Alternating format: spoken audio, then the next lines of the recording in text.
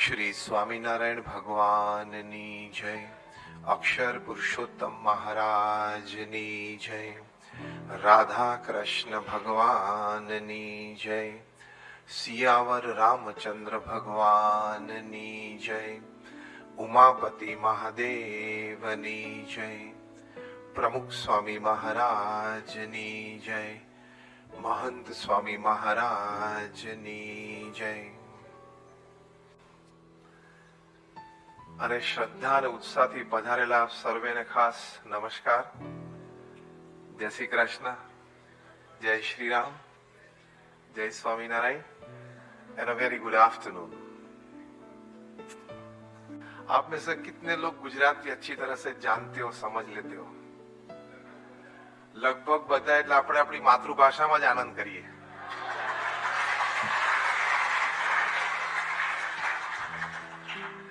કારણ કે માતૃભાષાનો જે આનંદ છે એ અનોખો છે.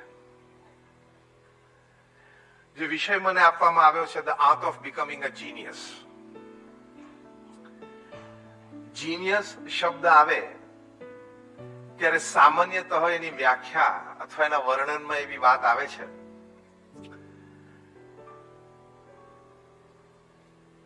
કે the work or the activity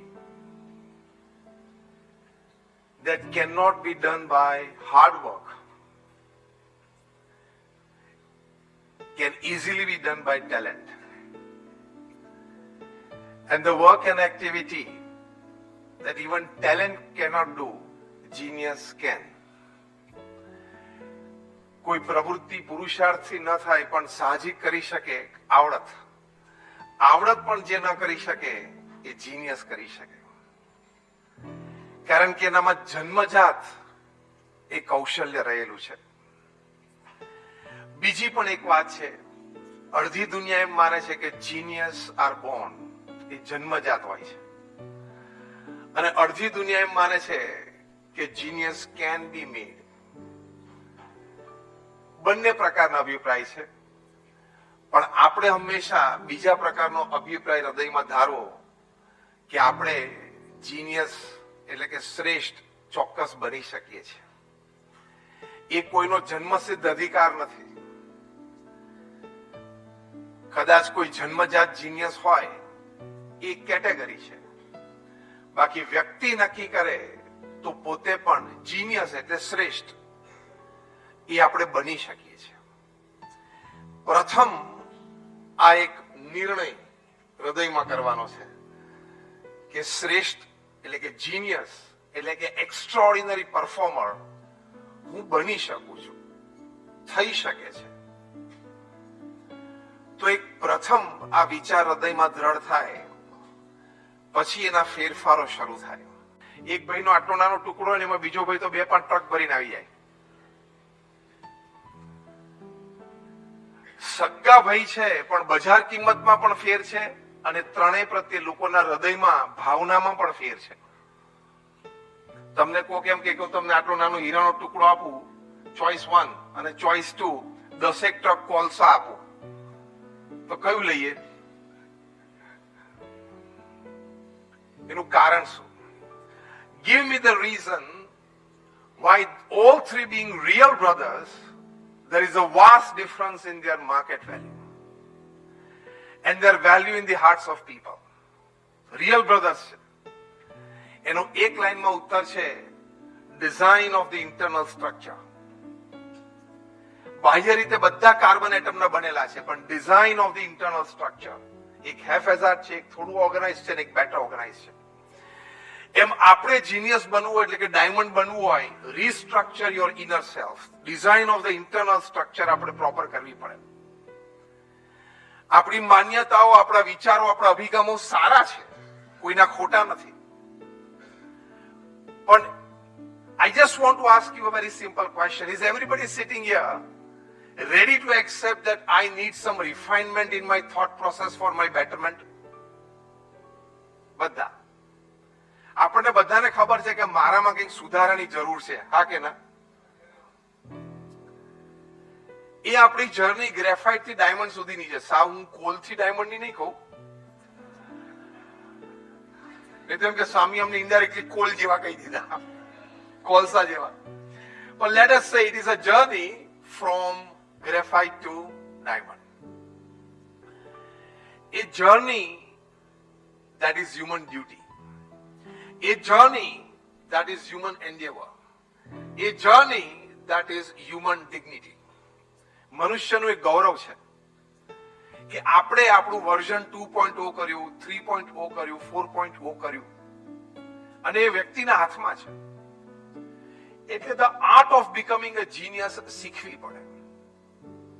again with the concept કે genius can be made. We can become a genius. અને એની માટેની જરૂરિયાત આંતરિક ફેરફાર કરવો પડશે. આપણા વિચારો, ભાવનાઓ, અભિગમો સાચા છે, પણ એ સનાતન ધર્મના સત્શાસ્ત્રો સાથે એલાઇન કરવા પડે. એ મહાપુરુષોના વિચારો, ભાવનાઓ સાથે અલાઇન કરવા પડે. એ ન થતા હોય ને તો પણ એલાઇન કરવા પડે. તો આપણે ડાયમંડ સ્ટ્રક્ચર સુધી પહોંચી શકીએ. તો આપણને જીવન જીવવાનો આનંદ આવે. Now let's talk practical. What is that alignment? What is that redesigning? કે આપણે ગ્રેફાઇટ થી ડાયમંડ ની જર્ની કરી શકીએ. એ આર્ટ કઈ છે કે આપણે જીનિયસ બની શકીએ. તો એ આર્ટમાં when we are talking practical, પહેલો અગત્યનો મુદ્દો છે the attitude of excellence. Repeat with me. Attitude of excellence. દોસ્તી બોલો, બધા જમીન આવ્યા છે કેમ નામ આવ્યા છે? The attitude of excellence. શ્રેષ્ઠ કામ. રોજ સવાર ઉઠીને આપણે ભગવાનનું સ્મરણ કરીએ પછી પહેલું વાક્ય પોતાની જાતને આ કહેવાનું કે હું આજે જે પણ કામ કરું, નાનામાં નાનું કામ કરું, એ હું શ્રેષ્ઠતાથી કરીશ. That attitude of excellence is the real accelerator in the art of becoming a genius. એક બહુ જ સરસ પુસ્તક હું તમને સજેસ્ટ કરું. એ પુસ્તકનું નામ છે ઇન સર્ચ ઓફ એક્સિલન્સ. કો-ઓથર છે ટોમ પીટર્સ અને રોબર્ટ એચ વોટરમેન. એમણે આ પુસ્તક લખ્યું છે. મેં ઘણા વર્ષો પહેલા આ પુસ્તક વાંચ્યું. Again I am repeating the topic. The title of the book in search of excellence. આ પુસ્તક હાર્વર્ડ બિઝનેસ રિવ્યુમાં ખૂબ સારું રેટિંગ છે. ન્યુયોર્ક ટાઈમ્સ બેસ્ટ સેલરમાં પણ એમનું અઠવાડિયાઓ સુધી ઘણું સારું રેટિંગ રહ્યું. અને બી સ્કૂલ્સમાં બહુ પોપ્યુલર પુસ્તક છે. આ પુસ્તકમાં ઘણી સારી વાતો લખી છે. એમાંની એક વાત જે બહુ મને સ્પર્શી ગઈ અને શ્રેષ્ઠ વાત અંદર પુસ્તકમાં એવું લાગે છે એ છે કે આ પુસ્તકમાં ઓથર લખે છે કે excellence is not a one time happening. તમે આપણે એક કાર્યમાં, એક પ્રોજેક્ટમાં આપણે શ્રેષ્ઠતા લાવી દીધી એવું નથી. Excellence is not a one time happening.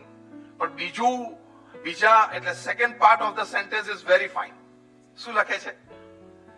But excellence is a constant pursuit embedded in an organization's DNA. એટલે કે શ્રેષ્ઠતા એ કોઈ એક વખતની વાત નથી, પણ એવી એક ઇકોસિસ્ટમ કોઈ પણ ઓર્ગેનાઇઝેશનમાં, કોઈ પણ એન્ટરપ્રાઇઝમાં એનું સિનિયર મેનેજમેન્ટથી માંડીને છેલ્લો કર્મચારી એવું એક ઇકોસિસ્ટમ ઊભી કરે કે જેમાં દરેક વ્યક્તિ, દરેક સ્ટેક હોલ્ડરને શ્રેષ્ઠતા તરફ જવાનો એક અભિગમ મળે. Attitude of excellence. That is the first art of becoming a genius. હું કચરો વાળું તો પણ એવો સરસ વાળું કે પૃથ્વી પર મારા જેવો કોઈ કચરો વાળી ના શકે.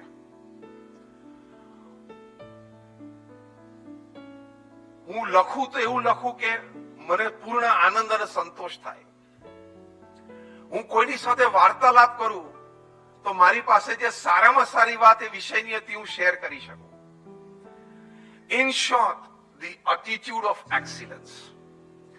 હું જે સંસ્થામાંથી આવું છું એ BAPS સ્વામિનારાયણ સંસ્થા. We are one of the largest organizations in the world with a permanent seat in the United Nations as an NGO. અત્યારે હું તમારી સાથે વાત કરું છું ત્યારે we run more than 1800 hospitals, hostels, schools, colleges, community centers, સંસ્કાર કેન્દ્ર, હરિમંદિર, મંદિર અને અક્ષરધામ. 1800 થી વધારે. દેશ પરદેશમાં, અને બીજા 60, 70, 80 અત્યારે પાઇપલાઇનમાં છે. તમારામાંથી અક્ષરધામ કેટલા ગયા? Just rays your hands. Gandhinagar, Delhi, બધા.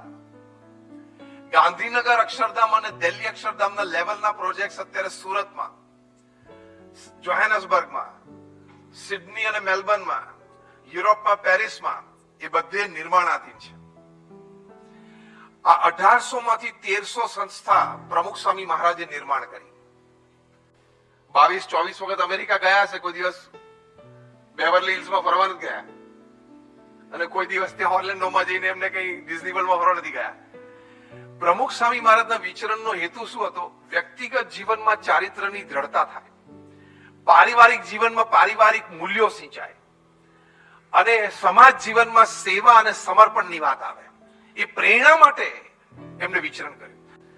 इसके कई कारण हैं, लेकिन एक कारण जो हम चर्चा कर रहे वो है, और वो क्या है? एटीट्यूड ऑफ एक्सीलेंस, श्रेष्ठता का अभिगम. प्रमुख स्वामी महाराज ने हमेशा જે પણ કરવું એ શ્રેષ્ઠ કરવું. હું એક સુંદર તમને પ્રસંગ કહું. 2000ની સાલમાં પ્રમુખ સ્વામી મહારાજ યુકેમાં હતા. લંડનની બાજુમાં લ્યુટન શહેરમાં હતા. આ બાજુ ગુજરાતમાં, ઉત્તર ગુજરાતથી એક આદિવાસી ભાઈએ પ્રમુખ સ્વામી મહારાજને પોસ્ટકાર્ડ લખ્યું, અને પોસ્ટકાર્ડમાં એડ્રેસ કર્યું પ્રમુખ સ્વામી મહારાજ, શાહીબાગ મંદિર, અમદાવાદ. એટલે પોસ્ટમેન તો લોકલ ડિલિવરીમાં શાહીબાગ મંદિર આપી ગયો. પછી અમારા હરિભક્તો વેલ વિશર્સ આવતા જતા હોય, સાથે હેન્ડ ડિલિવરીમાં પોસ્ટકાર્ડ પહોંચ્યા. એમાં પોસ્ટકાર્ડ લ્યુટન પહોંચ્યું. પ્રમુખ સ્વામી મહારાજે પોસ્ટકાર્ડ વાંચ્યું, એક અક્ષર ઉકલે નહીં, શબ્દની અક્ષર પણ ના ઉકલે. એટલે એમને 2-3 જણાને વાંચવા માટે આપ્યું કે શું લખ્યું છે. એ 2-3 જણા પણ એક અક્ષર વાંચી ના શક્યા. હવે જેને રોજના 50 ઇનકમિંગ લેટર્સ હોય, એને આવો કોઈ પોસ્ટકાર્ડ મળે એટલે વાંચવાનો પ્રયત્ન કરે, પણ વાંચી ના શકે એટલે શું કરે? જો બધા આ ઈશારો કર્યો, ફાડીને ફેંકી દે. એ આપણે Pramukh Swami Maharaj was a different personality. Now starts the story of attitude of excellence in work. પ્રમુખ સ્વામી મહારાજે કીધું કે પોસ્ટકાર્ડ મને પાછું આપો. સમજો, એમની ઉંમર 80 વર્ષની છે. એ પોસ્ટકાર્ડમાં એમને સ્ટેમ્પ વાંચ્યો, ખેડ બ્રહ્મા. એટલે લ્યુટન થી એમને ખેડ બ્રહ્મા, અમારા સંત પૂજ્ય શ્રીરંગ સ્વામી તેમને ફોન કર્યો કે આ ખેડ બ્રહ્માથી મને એક પોસ્ટકાર્ડ મળ્યું છે, અમે તમને બંને સાઈડ ફેક્સ કરીએ છીએ, તમે ટ્રાય કરો કે એમણે શું લખ્યું છે. વાંચવાનો પ્રયત્ન કર્યો, ફેક્સ કર્યો એમને પણ એક અક્ષર ના વંચાણો. એમને ખાલી એટલું વંચાણું, લખનાર વ્યક્તિની નીચે એમના નામ લખેલું, એમાં પારઘી લખેલું હતું, કારણ કે એ જ્ઞાતિ સાથે એ ફેમિલિયર હતા. એમણે પ્રમુખ સ્વામી મહારાજને ફોન કરીને કહ્યું કે અહીંયા સાબરકાંઠાની આજુબાજુમાં તો ઘણા બધા યંગસ્ટર્સ બેઠા છે, this is something extraordinary that you all need to learn. એમણે પ્રમુખ સ્વામી મહારાજને ફોન કર્યો કે અહીંયા સાબરકાંઠામાં 84 ગામો આદિવાસીના છે, એમાંથી 12 ગામો આ પારઘી જ્ઞાતિના છે. એ પણ એક આદિવાસીની કાસ્ટ છે, પણ એ પારઘી જ્ઞાતિ, એ એમની લાસ્ટ નેમ છે. પ્રમુખ સ્વામી મહારાજ એમ કહ્યું કે તમે આ પોસ્ટકાર્ડ લઈને 12 ગામમાં જાઓ ને લોકોને ભેગા કરીને કહો કે આ પોસ્ટકાર્ડ લખ્યું છે કોણે ને એને કામ શું છે. What an effort at the age of 80 sitting on a foreign land. એટલે આદિવાસી ગામો નાના હોય, 15-25 કુબા હોય, તો ગયા 6ઠ્ઠા ગામે પહોંચ્યા. ખેડ બ્રહ્માથી 4 કિલોમીટર દૂર હિંગટિયા ગામ છે. ત્યાં પહોંચીને એમને કીધું કે પોસ્ટકાર્ડ કોને લખ્યું છે. એટલે એક આદિવાસી ભાઈ રેશમાભાઈ પારઘી, એને હાથ ઊંચો કર્યો કે મેં લખ્યું છે. તો કે લખ્યું છે શું તે? એટલે એને વાંચ્યું ને એમાં 12 વખત પોણી શબ્દ વાપરેલો. પોણી એટલે પાણી, વોટર. એને કહ્યું કે મેં એ લખ્યું છે કે અમારા હિંગટિયા ગામમાં હેન્ડપંપ છે એ બગડી ગયો છે, તો મેં પ્રમુખ સાહેબને લખ્યો છે કે કાં તો તમે હેન્ડપંપ અમને રિપેર કરાવી આપો, ને રિપેર ન થતો હોય તો સંસ્થાના ખર્ચે નવો નાખી આપો, એવી વિનંતી કરી છે. અત્યારે છેલ્લી વાર તમે હસ્યાની પાછળનું કારણ એ હતું કે આવા નાના કારણ માટેનો એફર્ટ કેટલો બહુ મોટો થઈ ગયો. That is how great personalities build great institutions. Shrirang સ્વામીએ પાછો ફોન કરી જણાવ્યું સ્વામી આ ઇશ્યુ છે. પ્રમુખ સાહેબે કીધું કે તમે એન્જિનિયર લઈને ત્યાં જાઓ, મહેસાણા કે હિંમતનગરથી, પંપ ચેક કરાવો, રિપેર થઈ શકતો હોય તો રિપેર કરો, ના થતો હોય તો બદલી આપો. એમણે કર્યું, એન્જિનિયરે કહ્યું રિપેર નહીં થાય. એટલે સંસ્થાના ખર્ચે નવો નાખી આપ્યો, ગામમાં પાણી ચાલુ થઈ ગયું. પ્રમુખ સ્વામી મહારાજને રિપોર્ટ આપ્યો, ગામમાં પાણી ચાલુ થઈ ગયું છે. પ્રમુખ સ્વામી મહારાજે ત્યાંથી લેટર લખ્યો રેશમાભાઈ પારગીને કે તમારા પ્રશ્નનું સમાધાન થઈ ગયું છે અને ગામમાં પાણી ચાલુ થઈ ગયું છે, બધા ખૂબ સુખી થયો, આશીર્વાદ છે. નીચે લખ્યું હતું PS શ્રીરામ સ્વામીને કે આ ફેક્સ લઈને તમે રેશમા પારગીને હિંગઠિયા ગામમાં આપવા જજો. એ લેટર એમના હાથમાં આપ્યો ને ત્યારે આદિવાસીના આંખમાં આંસુ આવી ગયા, જે 4 જ વર્ષ પહેલા BAPS કે પ્રમુખ સ્વામી મહારાજના સંપર્કમાં આવેલા, એના આંખમાં આંસુ આવી ગયા. કારણ 4 વર્ષ પહેલા તો એનું જીવન છે ને બહુ આમ નોટોરિયસ જેવું હતું, એનું પરિવર્તન થયેલું, પણ એના આંખમાં આંસુ આવી ગયા કે એક ગામ માટે આટલી બધી ચિંતા એક વ્યક્તિએ કરી. તો paying attention to the smallest work is called the attitude of excellence. That is the first art of becoming a genius. આપણે શું હોય, ચાલશે, કાલે કરશું, इतनी जल्दी भी क्या है, जीना है बरसों, आज करना है वो कल करना है परसों, इतनी जल्दी भी क्या है, जीना है बरसों. એ આપણો એટીટ્યુડ છે અને આવી મહાન પર્સનાલિટીઝ નો એટીટ્યુડ જુદો હોય. હવે મેં તમને એક નાનો પ્રસંગ કહો, ત્યાંથી એક બહુ જ મોટા પ્રસંગમાં તમને લઈ જાઉં. BAPS શિકાગોમાં 2004 અમેરિકામાં એક હ્યુજ શિખરબદ્ધ મંદિર, જે ગાંધીનગરમાં તમે અક્ષરધામ જોયું ને એ સ્કેલનો એ પ્રોજેક્ટ, એ 2004માં પ્રમુખ સ્વામી મહારાજે પ્રતિષ્ઠા કરીને ઇનોગ્રેટ કર્યું. તમે એનું લોજિસ્ટિક્સ વિચારો ને તો પણ કલ્પનાતીત છે, કારણ કે ત્યાંના એક્સ્ટ્રીમ ક્લાઇમેટ્સમાં ઇન્ડિયાનો પથ્થર ને આરસ ચાલે નહીં. એટલે આરસ ઇટલીથી આવ્યો, પથ્થર છે એ બલ્ગેરિયાથી લાઇમસ્ટોન આવ્યો, ગ્રીસથી ગ્રેનાઇટ આવ્યો, કંડલા આવ્યો, કંડલાથી રાજસ્થાન ગયો, 26 સાઇટ ઉપર કામ થયું, અને ત્યાંથી પાછું કંડલા કાફસ્ટોન જાય અને પાછા US ગયા, ઈસ્ટ કોસ્ટ ઉપર ઉતરીને બાય રોડ પાછા શિકાગો ગયા. લોજિસ્ટિક્સ ખબર પડી? કલ્પનાતીત લોજિસ્ટિક્સ. 2004માં પ્રમુખ સ્વામી મહારાજે ત્યાં મૂર્તિ પ્રતિષ્ઠા કરી ઇનોગ્રેટ કર્યું. એક દિવસ ફરતા ફરતા એક વ્હાઇટ અમેરિકન આર્કિટેક્ટ ત્યાં આવી ચડ્યા. મેં કીધું my goodness, what a project, beautiful carvings, what a structure, what a balance. 2 કલાક એને ત્યાં કાઢ્યા, ફોટોગ્રાફી કરી, અને 2 દિવસ પછી AIA અમેરિકન ઇન્સ્ટિટ્યૂટ ઓફ આર્કિટેક્ટ્સની AGM માં એને પ્રસ્તુત કર્યું કે આવા એક પ્રોજેક્ટનું નિર્માણ આપણા શિકાગો શહેરમાં થયું છે, તમને ખબર છે?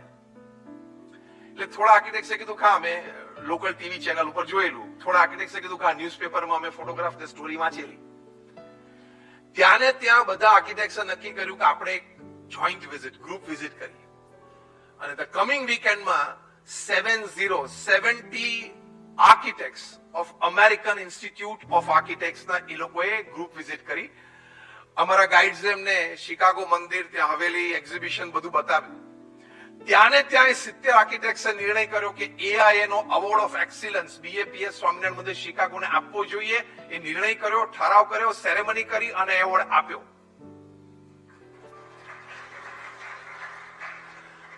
Now see the range.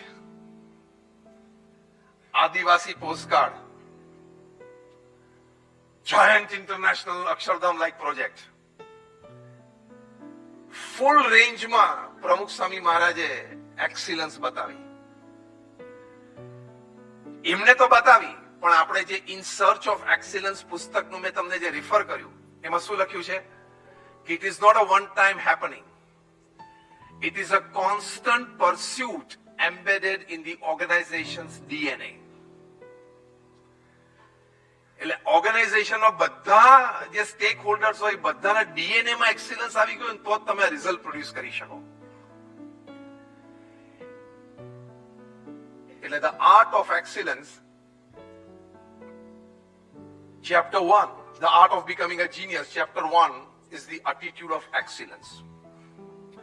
એટલે આજે આપણે અહીંયા બેઠેલા બધા નિર્ણય કરવાનો, કોઈ વિદ્યાર્થીઓ છે, કોઈ પ્રોફેશનલ્સ છે, કોઈ બિઝનેસમેન છે, કે જે પણ કામ કરવું એમાં આપણી બુદ્ધિ, શક્તિ, આવડત, હોશિયારી બધું મૂકી દેવું. તો પહેલો લાભ સેલ્ફ સેટિસ્ફેક્શન છે. Yes or no? First advantage is self satisfaction, કે I did my job properly. End result શું આવવાનું છે? ચેપ્ટર 2 છે. End result is chapter 2. એ આપણા લાઇકિંગ પ્રમાણે આવે, ના આવે, ઓછું વધતું આવે, ધેટ ઇઝ ચેપ્ટર 2. ચેપ્ટર 1 શું છે? આઈ did put my best foot forward. મેં ભગવાને મને જે બુદ્ધિ શક્તિ આવડત હોશિયારી આપી છે અને મારું જે કાર્યક્ષેત્ર છે એમાં મેં શ્રેષ્ઠ પ્રયત્ન કર્યો.